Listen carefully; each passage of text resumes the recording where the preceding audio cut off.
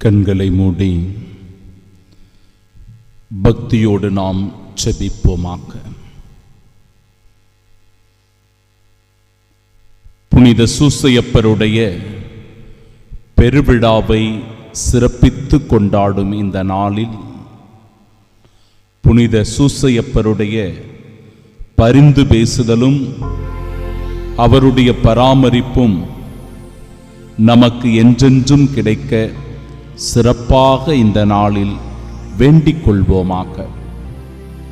புனித சூசையப்பர் திருக்குடும்பத்தின் பாதுகாவலர், நம் குடும்பத்தின் பாதுகாவலராகவும் இருக்கின்றார். நம் குடும்பத்திற்கு எந்தவிதமான ஆபத்தும் தீங்கும் ஏற்படாமல் நம் குடும்பத்திற்காக என்றென்றும் பரிந்து பேசுகிற இப்புனிதரிடத்தில் சிறப்பாக இந்த நாளில் ஜெபிப்போம்.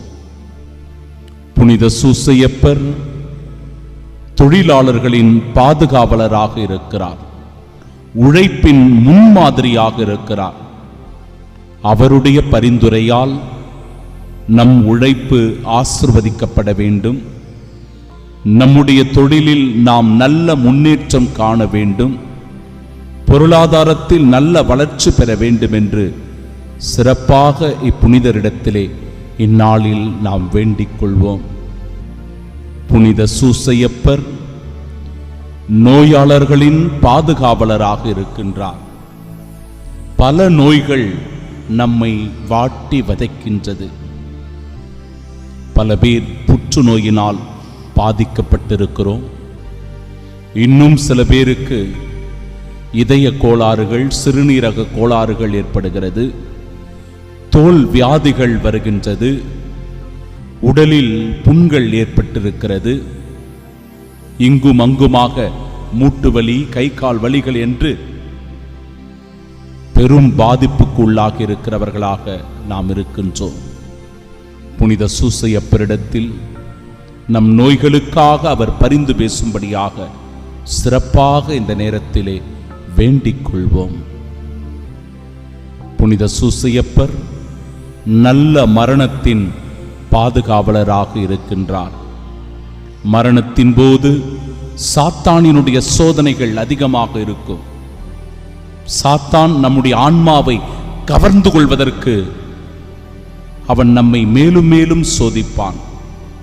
அப்படிப்பட்ட இக்கட்டான நெருக்கடியான வேளையில் புனித சூசையப்பர் நம் ஆன்மாவை பாதுகாக்கக்கூடியவராக, நம் ஆன்மாவிற்காக பரிந்து பேசக்கூடியவராக இருக்கிறார். சிறப்பாக இந்த புனிதரிடத்திலே வேண்டிக் கொள்வோம். மேலும் அமைதியின், பொறுமையின் தூதுவராக இருக்கின்ற புனித சூசையப்பரிடத்தில் சிறப்பாக இந்த நாளில் நாம் வேண்டி ஜெபிக்கின்ற ஒரு விண்ணப்பம் என்றால் இந்த உலக அமைதி, சமாதானம்.